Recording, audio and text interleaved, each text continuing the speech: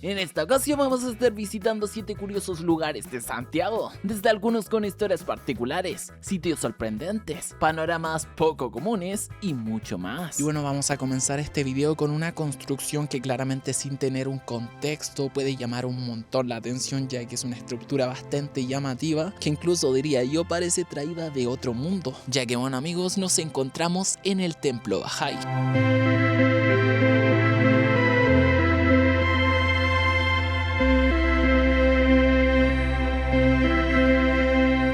Que fue creado para poder reflexionar, para poder meditar sobre a qué venimos al mundo, que está abierto a cualquier persona. No importa tu origen, no importa tus creencias, mucho menos tu religión. De verdad, cualquier persona de todas partes del mundo al final puede venir a este sitio. Y bueno, es por este motivo que al momento de entrar al templo, además de obviamente el silencio absoluto que caracteriza este templo al final para lo que fue hecho, también no podemos encontrar ninguna figura bíblica, ninguna persona encargada de poder llevar alguna misa o algo de ese estilo que bueno, la mayoría de personas católicas cristianas están acostumbradas. Y bueno, de esta manera, según las creencias, personas que han existido en la humanidad como Moisés, Alá, Krishna, Buda, Jesús, al final de cuentas tienen la misma idea de seguir a un Dios que según los Bahá'ís es el mismo ser, y por lo tanto al final el por qué existe este templo es poder unir a todas las personas de la humanidad en un mismo punto, ya que bueno, al final de cuentas todos tenemos la misma duda: ¿qué venimos a hacer al mundo? ¿Qué es lo que estamos haciendo acá? ¿Cuál es nuestro propósito en la vida? Bueno, Bahá'í viene de la palabra árabe Bahá, que significa esplendor o gloria, y de esta manera ser Bahá'í significa ser seguidor de la gloria.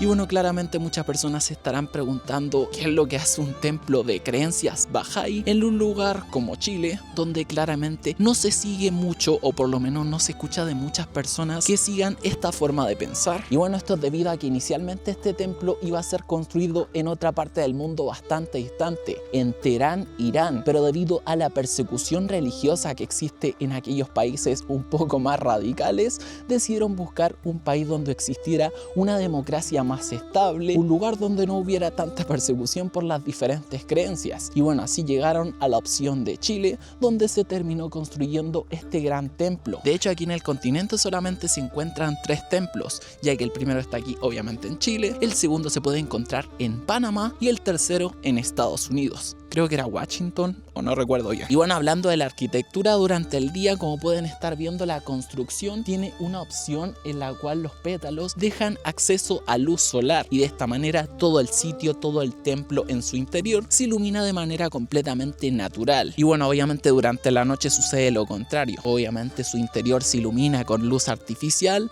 y contrasta completamente con la oscuridad de la noche. Y sí se ve bastante bonito. Aunque sí, lamentablemente al momento de poder construir este templo, los encargados se encontraron con otro gran problema: el tema de los sismos, ya que claramente Chile tiene un historial gigantesco de terremotos, de constantes movimientos telúricos, así que claramente tenían que construir un lugar que fuera resistente a esto. Bueno, además de que este sitio se encuentra bastante cerca de la falla de San Ramón, así que sí o sí tenían que construir algo adaptado para este tipo de terrenos. Y bueno, de esta manera la estructura realmente no se encuentra anclada fijamente al piso, permitiendo que así en el caso de un sismo, de un terremoto, esta se pueda mover horizontalmente hasta 60 centímetros. Y bueno, una de las cosas que podemos encontrar en esta tremenda construcción es también que está rodeada completamente por vidrio, el cual no es cualquiera, ya que bueno, por los cambios de temperatura, ya que se encuentra bastante cerca de la cordillera esta zona, obviamente se podría romper fácilmente. Y es por esto que utilizaron vidrio templado, el cual originalmente no existía, y por lo tanto las personas encargadas de poder construir esta tremenda estructura tuvieron que experimentar por 4 años. De hecho, tuvieron que hablar con artesanos en Canadá y bueno, ahí ver las opciones que tenían para poder fabricar este vidrio que al final de cuentas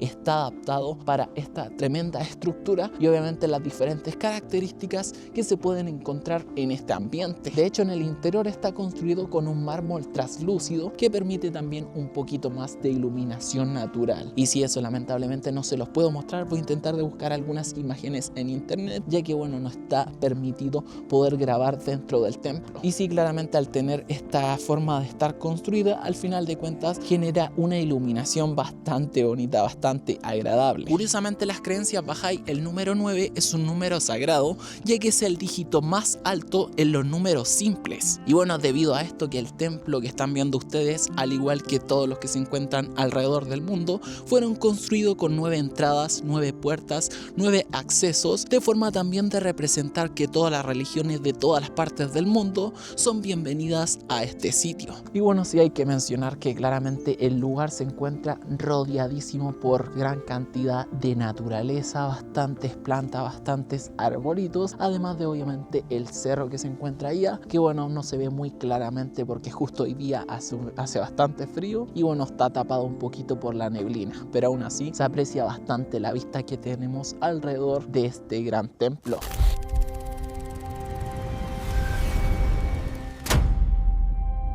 Al terminar la Segunda Guerra Mundial en 1945, Berlín quedó dividida entre un bando capitalista y otro comunista. Como millones de personas huían del lado comunista, donde eran más estrictos, más duros con sus reglas, las autoridades orientales construyeron en 1961 un muro de hormigón para encerrar a su población y frenar los escapes. Tras 28 años de división, la crisis económica del comunismo y las protestas masivas de la gente provocaron el 9 de noviembre de 1989 que se abriera la frontera por un error de comunicación del gobierno. Así los ciudadanos corrieron a los pasos fronterizos y comenzaron a derribar el muro, logrando así una histórica caída que permitió la reunificación de Alemania en 1990.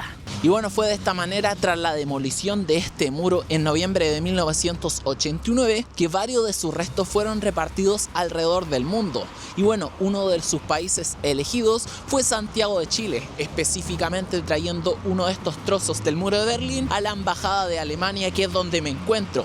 De hecho, está completamente en la calle. Cualquier persona que vaya pasando aquí por la comuna de Vitacura puede encontrarse con esta tremenda construcción que tiene tanta historia. De hecho, como pueden ver, se encuentra con las pinturas originales. Obviamente no ha sido modificado ni nada de eso, y por lo tanto todas sus pinturas, el cómo se encuentra actualmente, es tal como fue enviado desde Alemania.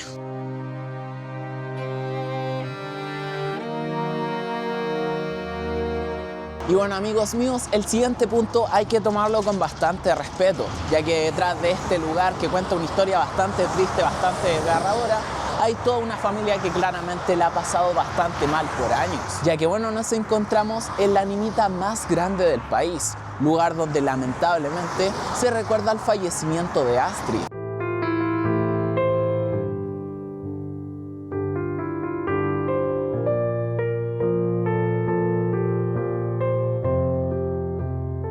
Astrid solamente tenía 18 años cuando lamentablemente falleció en este lugar en octubre de 1998. Ya que esta joven, que era apasionada de las motocicletas, tras detenerse en la berma de la carretera junto a su padre, quien viajaba en auto, volvió a ingresar a la autopista, aunque al arrancar perdió el control de la motocicleta. Un camión que pasaba intentó esquivarla, pero una pesada caja de herramientas se desprendió del acoplado del vehículo e impactó directo con la joven. Astrid murió a los pocos minutos en los brazos de su padre. Y bueno, el por qué la querida Astrid al final de cuentas es recordada hoy en día como la niña hermosa es debido a que los familiares posterior a su fallecimiento, al venir a este lugar, simplemente pusieron un cartel que decía "Mi niña hermosa". Y bueno, así con el paso de los años, obviamente las personas que pasaban por acá y que conocían este lugar, que se fue haciendo cada vez más popular, más conocido, al final lo llamaron así, la niña hermosa. De hecho, esto mismo sucede con el tema de los peluches, porque claramente sus familiares y conocidos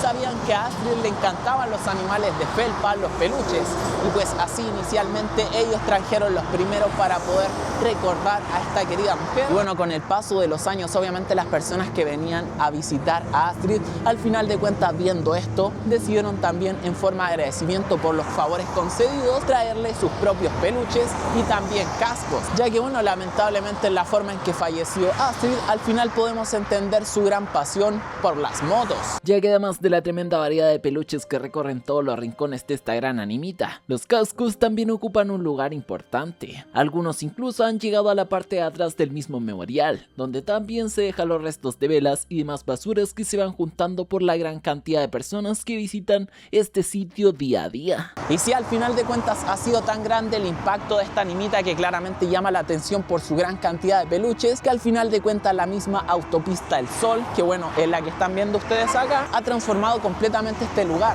ya que realmente, como se pueden estar dando cuenta, yo no me encuentro simplemente en un costado de la autopista, porque obviamente podrían suceder accidentes, son cosas que al final de cuentas se viven día a día en este tipo de lugares, lamentablemente, y al final de cuentas todo este lugar se ha transformado completamente, ya que como pueden estar viendo, aquí tenemos un estacionamiento para las personas que quieran venir a conocer a la niña hermosa, además de que antes de poder llegar no lo pude grabar, pero voy a intentar de tener algunas imágenes. Uno se puede encontrar con algunos letreros que te anuncian que en unos cuantos metros se encuentra justamente la niñita de la niña hermosa.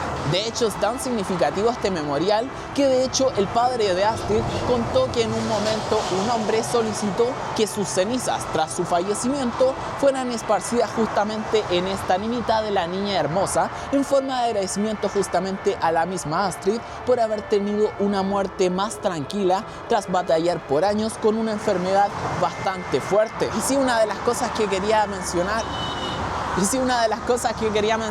era justamente eso, la gran cantidad de personas que al momento de pasar por acá tocan su bocina en forma de agradecimiento, en forma de poder saludar a esta joven niña hermosa. Y sí, claramente esta es una historia bastante triste, bastante desgarradora obviamente, pero al final de cuentas, tal como lo dice una de las placas que le han dejado a la niña hermosa, al final de cuentas las únicas personas que mueren realmente son las que son olvidadas.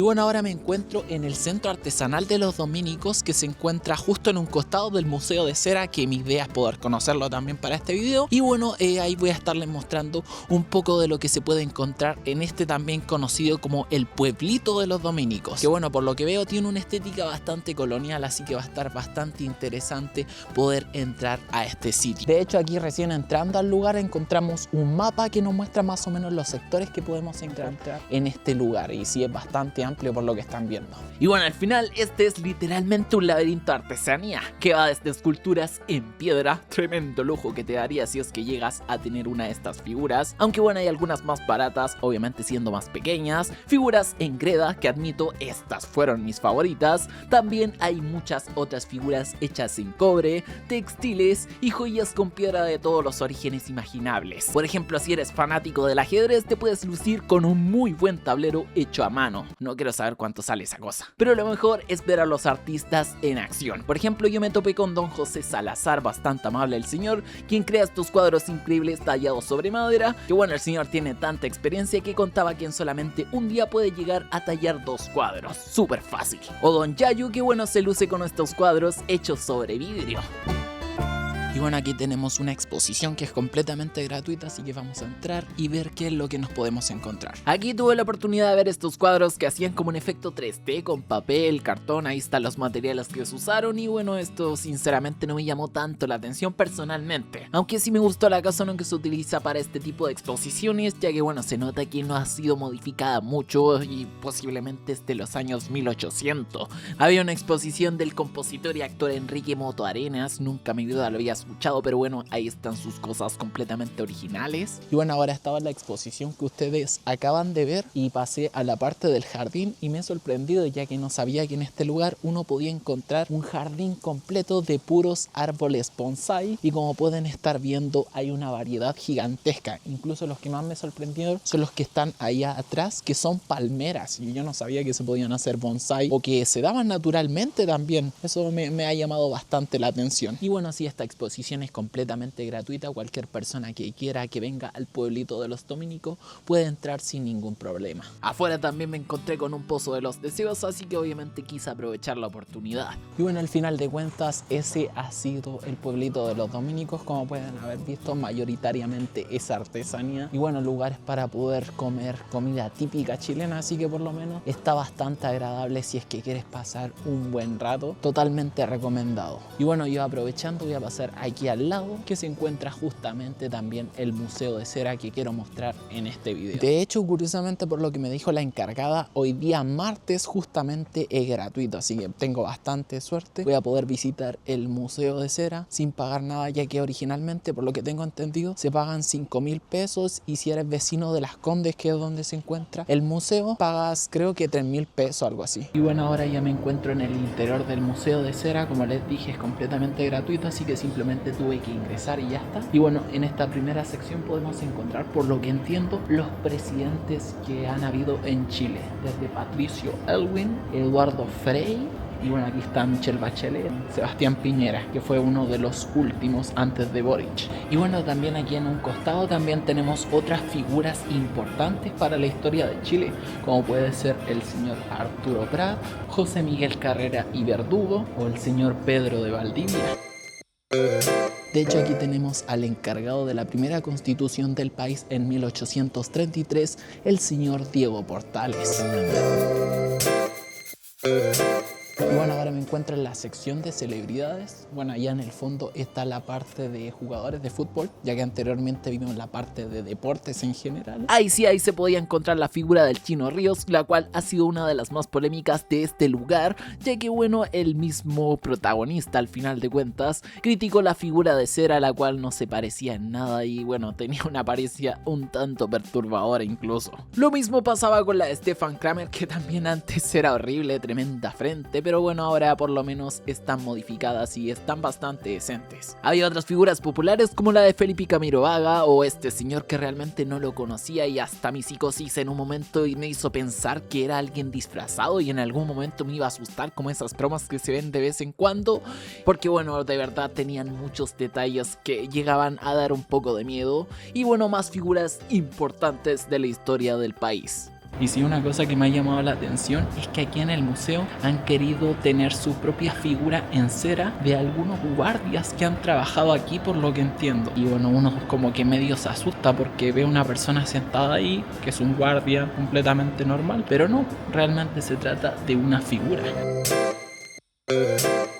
Y bueno, al final esa ha sido la exposición del Museo de Cera. Yo pensaba que iba a ser un poquito más largo, iban a haber más figuras, pero bueno, por lo menos agradece que fue completamente gratuito por ser día martes. Y bueno, además uno sale aquí al pueblito de los dominicos, que ya conocimos, que al final es donde uno puede comer, puede conocer algunas artesanías locales, así que está bastante genial. Y bueno, ahora me encuentro en un edificio que en su momento llamó un montón la atención en redes sociales, sobre todo en TikTok, ya que bueno, como estarán viendo, es uno extremadamente delgado y bueno, la mayoría de las personas que pasan por esta zona y obviamente se dan cuenta de esto, les llama un montón la atención. Y bueno, esto es debido a que la inmobiliaria encargada de poder llevar a cabo este departamento, cuando llegaron al lugar se dieron cuenta que tenían un terreno bastante estrecho, bastante pequeño, y de esta manera se las tuvieron que ingeniar para llevar a cabo todo el proyecto. Y bueno, de esta manera los lugares para poder habitar parten desde los 30 metros cuadrados e incluso podemos encontrar oficinas que inician desde los 25 metros cuadrados. De verdad son bastante estrechas. De hecho, si es mucho tu curiosidad, en YouTube puedes encontrar videos que nos muestran el interior de estos nano departamentos y como pueden estar viendo, al final hacen uso de ventanales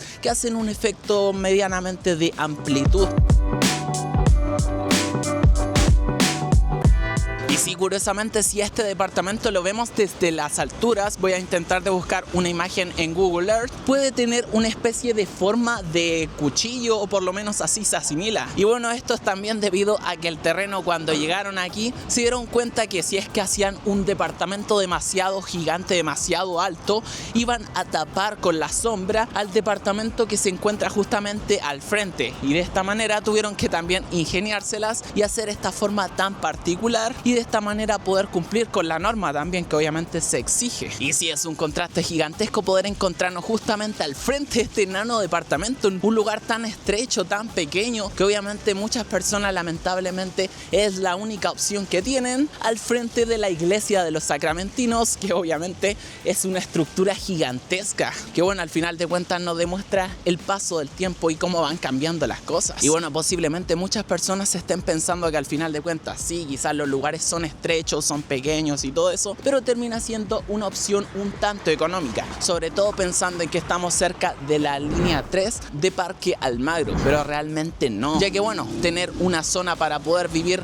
en este enano departamento parte de los 70 millones de pesos. Y bueno, ahora me encuentro en la Plaza Brasil, ya que bastante cerca de acá podemos encontrar un museo bastante particular, ya que bueno, nos ofrece una experiencia paranormal, ya que en ese lugar se supone podemos encontrarnos con la hermana gemela de Annabelle, la réplica oficial de Annabelle, traída desde el Museo de los Warren. Una muñeca que, según cuenta su protagonista, el encargado de este lugar tan particular, estuvo durante 30 días con la muñeca original de los Warren, que se encuentra allá en Estados Unidos y que bueno, fue la inspiración para las conocidas películas justamente de Annabelle y también del Conjuro. El tour que os ofrece, el cual es guiado en todo momento, por eso no pude bloguear mucho y tuve que hacer toda esta sección simplemente en voz en off, se desarrolla en el sótano del lugar, donde somos recibidos por Gabriel Wisha-Rose, dueño de este mismo sitio, que bueno, más adelante me enteré que estaba completamente funado. Aquí el mismo, en este lugar adornado con figuras, cuadros terroríficos y pues más cositas, nos cuenta un poco de la historia de la casona, la cual pertenecía antiguamente a un doctor que trabajaba en el psiquiátrico de mujeres que se encuentra justamente al frente. Este mismo señor, cuenta el encargado del tour, llegó a cometer actos bastante horribles en este mismo sitio y por lo mismo todo está bastante cargado de energía inexplicable y toda la cosa. También menciona que antes, en la época de la colonia, el líder de los esclavos que bueno trabajaban en esta casona se terminó quitando la vida y bueno, su nombre era Juan.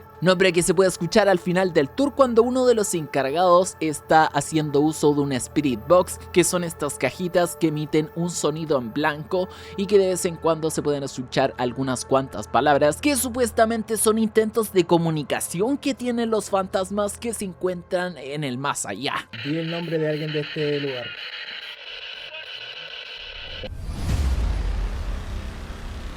Ahora sí, ya adentrándonos en el recorrido, en la primera sección se pueden ver estas réplicas falsas. YouTube, por favor no me bajes este video, de rostros humanos, y sí están bastante reales, bastante perturbadoras llegan a ser, y también vemos esta especie de criatura que nos entregaron en una canasta. En las salas más adelante vemos estas máscaras hiperrealistas que por lo que entendí se utilizaron en algunas películas, no las conozco, y también vemos esta figura de murciélago con piel humana, que bueno, realmente esta no me atreví a tocar porque de verdad también llegaba a dar un poquito de miedo. Estaba esta especie de muerto viviente que sí estaba bastante genial, y bueno, una vitrina llenísima de objetos un tanto extraños. En la sala del costado, que bueno, se supone era el lugar donde el doctor del principio que les mencioné hacía sus actos tan horribles, aparece un señor gigante con 2 tumores en la cabeza, no sé, ahí intenté grabarlo de la mejor manera posible, que bueno, sería la representación que quiso crear Gabriel, el encargado y dueño del museo, del antiguo doctor de la casona. Al final quiso hacerlo monstruoso porque el tipo no era buena persona. Avanzando, nos encontramos también con una serie de figuritas animatrónicas estilo casita del terror, que obviamente al entrar puede ser que te dé un poquito de miedo, pero ya después simplemente te quieres sacar la foto y ya está. Siguiendo el recorrido, encontramos también estas criaturas un tanto extrañas que, según cuentan sus textos, fueron traídas por un señor llamado Bartolomeo de la Cruz en el año 1788. Objetos que claramente daban un poquito de cosa porque bueno, estaban muy bien hechos, o bueno, metiéndonos en la fantasía, son completamente reales, como por ejemplo esta cabeza disecada, una mano de mono que te concede algunos cuantos deseos, aunque claramente todos estos traen desgracias, o un hada. Ya en la penúltima sala, que sería la más variada, nos encontramos con otros varios objetos con historias un tanto turbias, como por ejemplo esta muñeca de trapo que, según una de las chicas que andaba con nosotros en el tour, le habló. La muñeca de Argentina me llamaba cada rato que la fuera a ver, como que la fuera a tocar, pero no la quise tocar. ya que bueno, ella escuchaba cosas paranormales y cosas así, y contaba con esta carta que decía cómo debía cuidarse esta muñeca y bueno, las cosas horribles que podría tener al responsable de la misma. También está este mono que fue creado, según nos cuentan, justamente el mismo día en el que crearon el que tienen los Warren en su museo, que bueno, obviamente según cuentan las historias, trajo algunas cuantas desgracias a sus dueños. Básicamente tocaba los platillos cada vez que alguien iba a morir. También estaba este ataúd que bueno, supuestamente contenía una muñeca que a sus dueñas, que eran 2 hermanas, hizo que al final de cuentas estas murieran en circunstancias un tanto extrañas. Y si yo por mera curiosidad quise abrirla y efectivamente había una muñeca un tanto terrorífica, y si debo admitir, eso me dio un poquito de miedo. Así finalmente pasamos a la que bueno, llamaba un montón la atención en redes sociales y fue el motivo de por qué quise ir a este museo, la supuesta hermana gemela de Annabelle, ya que su dueño Gabriel cuenta que estuvo junto a la Annabelle original por 30 días, algo que antes podía ser comprobado con un certificado 100% real firmado por el museo de los Warren, el cual lamentablemente fue robado, así que simplemente podíamos ver a esta muñeca, que bueno, es la que estuvo con los Warren, junto a la versión que se tiene en las películas, para que bueno, se entienda más o menos la cosa. Y si la figura estaba rodeada por algunos cuantos crucifijos y ese tipo de cosas. Y bueno, al final ese es el tour, es básicamente una experiencia de casita del terror más que directamente un museo, porque bueno, claramente todo se trata simplemente de creer, porque obvio no tienes alguna forma de comprobar que todas las historias que te está contando el señor Gabriel, el encargado del lugar, sean completamente reales. Y bueno, además el valor es un tanto elevado para lo que termina siendo, ya que bueno, el tour completo, que fue el que yo pagué, costaba 15,000 pesos. Pero bueno, al final de cuentas yo me dejé llevar por el tema de la Annabelle y quedé completamente decepcionado. Y bueno, al final esos fueron los lugares y panoramas que pude visitar aquí en Santiago. Obviamente deben haber un montón más que me podrían sorprender, así que déjame tus sugerencias en los comentarios. Y si también, por favor, apoya el esfuerzo de haber visitado todos estos lugares, ya que bueno, fue bastante tiempo invertido. Deja tu like, comenta y suscríbete activando la campanita. Y ahora sí, nos encontraremos en la próxima. Chao.